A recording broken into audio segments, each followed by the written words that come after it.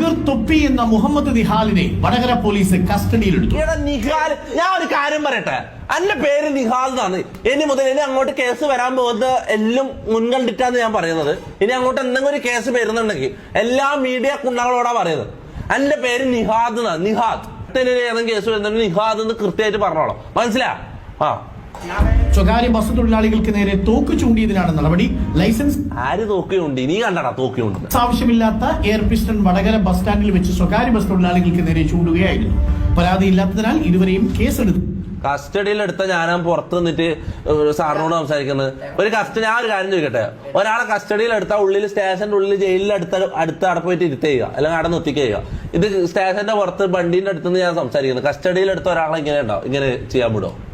ഇയാളെന്താ ഇവരെന്താടാ പറയുന്നത്? ഈ മീഡിയ പട്ടികൾക്ക് ഒരു നാണുമാനൊന്നുമില്ല. പറയുമ്പോൾ ഒരു 10% സത്യവും 90% ഇവർ വഴി വെള്ളം ചേർക്കല്. കാരണം ഇവർക്ക് സാധനം കൊഴുക്കണം.